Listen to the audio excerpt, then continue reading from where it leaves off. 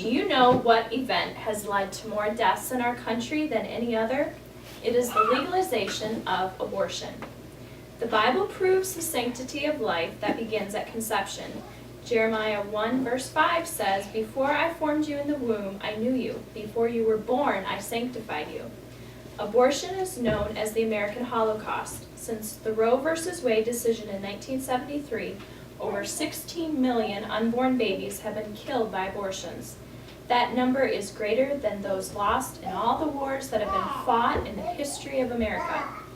Every born-again Christian can make a difference to end legalized abortions. The Bible declares that all things are possible to him who believes.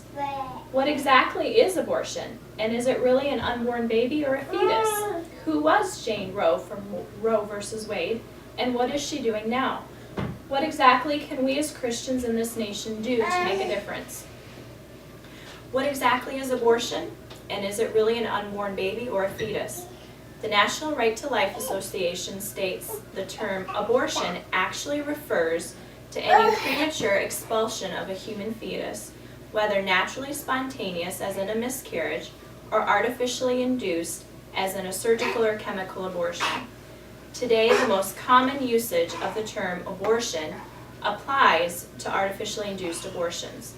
Abortion ends a pregnancy by destroying or removing the developing child. That baby's heart has already begun to beat by the time the mother misses her period and begins to wonder if she might be pregnant. Surgical abortions are usually not performed before 7 weeks. By that time, the baby has identifiable arms, legs, and displays measurable brain waves.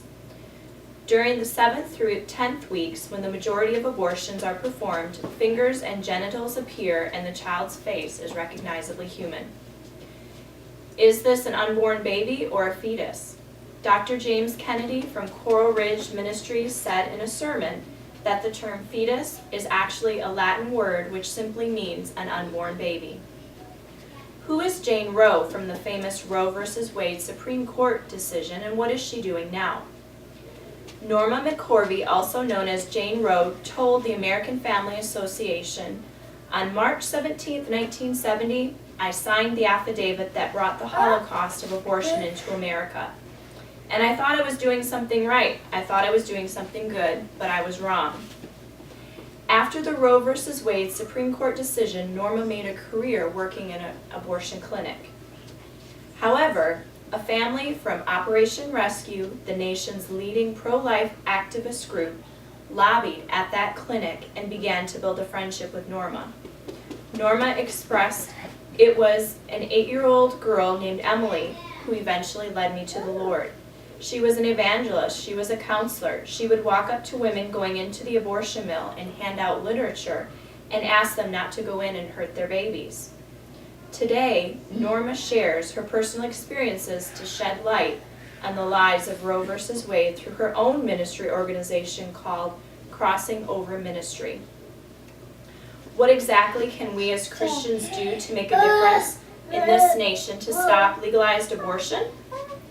We as Christians in this nation need to let our voice be heard. It is imperative to vote biblical and moral values in every decision, in every election. Every voice and every vote counts. David Barton stated in a Wall Builders article, "Abortion is an important issue to 45% of voters. When those voters, especially Christian voters, vote accordingly, there is a direct impact on election results." Congress never reflects the values of the nation, but rather it only reflects the values of those who voted in the last election. In conclusion, I explained what defines abortion. I told you who Jane Roe was and what she is doing today. And I showed you how every Christian American can do their part to stop abortion. I conveyed to you the importance of standing up to make a difference in each political election, to vote for moral and ethical issues reflecting the Word of God. This is what will change our nation and end legalized abortion. If an 8-year-old can demonstrate the love of Christ and lead Jane Roe to the Lord, what more can we do? President James Garfield articulated so well more than 100 years ago, "Now, more than ever before, the people are responsible for the character of their Congress. If that body be ignorant, reckless, and corrupt, it is because the people tolerate ignorance, recklessness, and corruption. If it be intelligent, brave, and pure, it is because the people demand these high qualities to represent them in the national legislature. If the next centennial does not find us a great nation, it will be because those who represent the enterprise, the culture, and the morality of the nation do not aid in controlling the political forces. It is imperative to our nation's future that we as Christian Americans take a political stand and vote for ethical and moral values according to the Word of God.